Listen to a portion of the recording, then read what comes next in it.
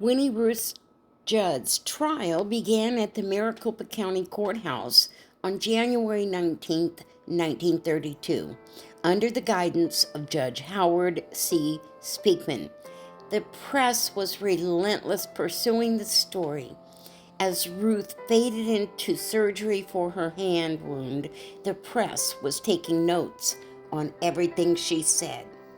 Oddly enough, Ruth only faced a trial for Anne Leroy's murder, and the dismemberment of Sammy's body did not become a topic of discussion during her own trial. The prosecution detailed a dramatic story in which Ruth and Anne argued over a liaison the victim had with Halloran. The story suggests Ruth stabbed and then shot Sammy after a brief confrontation. On the other hand, Ruth's defense team brought up that everybody who had been allowed to tour the bungalow had trampled the crime scene. Ruth had built up a team of lawyers thanks to charitable donations from people like William Randolph Hearst, perhaps with the promise of an incentive. Ruth's parents appeared at her trial for the defense, with her father claiming he was praying for his daughter's soul. The retired reverend claimed Ruth could not have been responsible for her own actions based on incidents occurring in the past, including an affair with an older man when she was 16. Ruth's mother also argued that insanity ran in Ruth's family. Ultimately, the trial was a doozy, complete with unreliable evidence, changing confessions, claims of insanity, and differing opinions about what exactly happened that night. The prosecution also pointed a finger at Halloran, claiming he must have been involved. Halloran was, in fact, indicted by the grand jury in the murders. When Halloran was on trial, Ruth testified against him, creating an emotional spectacle. In some stories, Ruth claimed she killed in self-defense and that Halloran was the one who helped her clean up the scene. Ultimately, Ruth's testimony seemed to exonerate Halloran, since she claimed she'd kill in self-defense. The judge determined no crime had been committed on Halloran's part. Happy Jack didn't get off totally easy. He lost favor with his lofty connections and died in Tucson just a few years later in 1939. Winnie Ruth Judd was found guilty of first-degree murder on February 8, 1933. Judge Speakman ordered Ruth to die by hanging, and she was sent to the prison in Florence, Arizona, to wait her execution. Within 40 hours of Ruth's execution, she was able to convince the warden that she deserved a hearing regarding her mental competence. The warden overturned Ruth's death sentence by claiming she seemed to be insane. Ruth was sent to Arizona State Hospital, as it is known today. Inside the hospital, Ruth became quite popular. She styled the patient's hair and befriended guards. Although Ruth was meant to spend the rest of her life at the hospital, four walls could not keep Ruth inside. Over the course of her stay, the murderess escaped from the Arizona State Asylum for the Insane 7 times. In fact, Ruth had a key to the front door, given to her by a nurse who felt sorry for her. During Ruth's last escape in 1962, she made it all the way to Northern California and established a new identity as Marion Lane. There she stayed for 7 years and began work as a housekeeper and caregiver. According to some accounts, Ruth worked for a wealthy woman who left her some money upon her death.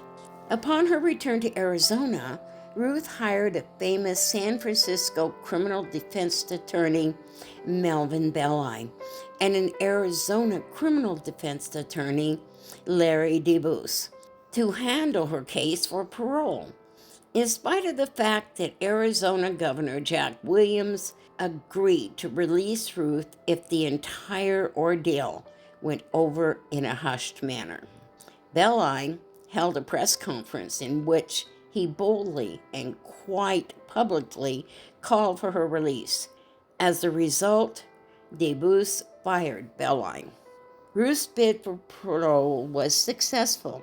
She moved to Stockton, California after her release, and in 1983, she was released from parole. Ruth died in 1998, exactly 67 years to the day after she turned herself over to the police. In 2002, a letter allegedly written by Ruth in 1933 to one of her attorneys, Howard G. Richardson, was discovered. Ruth wrote the letter while sitting on death row in Florence. In her own words, Ruth describes killing Anne in the middle of the night as she slept, and only killing Sammy because she had confronted Ruth in the middle of the night. The bungalow in which Anne and Sammy were murdered still sits in the shadows of the surrounding larger buildings, blistering in the sun. From afar, the home appears to be a time capsule telling the story of a terrible Phoenix tragedy.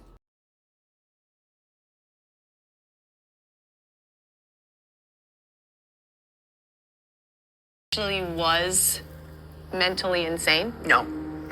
Nurses and staff there didn't believe she was insane either. And she says, they never could figure out how I escaped from the state prison all those times.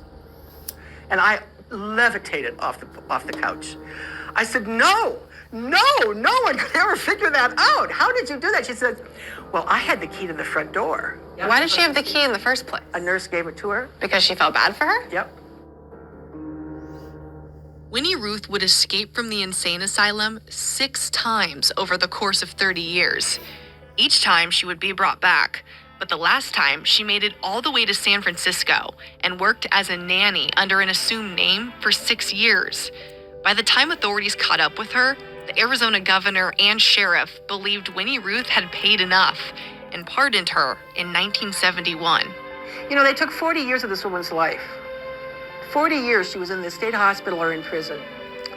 From the time she was 26 years old until she was, 66 years old. They took the prime of her life and they made her into this ugly, horrible woman whose name meant ugliness. They mistreated her every bit of the way. So in the end, I came to love her and was sorry that Arizona had treated her so badly. But I think that basically history has exonerated her. I think Phoenix now knows the story. But if she didn't murder Anne and Sammy, why would she have taken the trunks with the bodies? Why did she write a confession letter? Janice says there is an answer. So when she talks about her affair with Halloran, she says, this is my sin. When she talks about the death of her 2 best friends, this is my tragedy. That she was doing everything she could to cover up her affair. She knew she didn't kill these girls, she didn't murder these girls, and she certainly didn't cut them up. So she was like the whole time trying to pretend that, well, if I play along with him, I do what he says I should do, then no one will ever discover that we're having an affair, and then no one will ever know my sin. So that would then mean that she was more willing to be pegged as a killer than a cheater. Actually, yes. That's a very good observation. Because she knew she didn't kill him. Winnie Ruth Judd lived until she was 93 years old.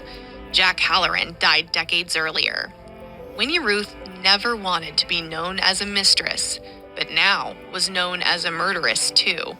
But in her private letters, she wrote several times over several years, she was not guilty. I had always lived a Christian life, and I am still a Christian.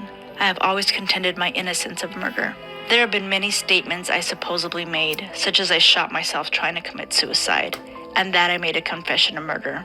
If I did make such statements, I have no knowledge of them. I am confessing to shooting Sammy and Anne, but never will I confess to murder, only self-defense.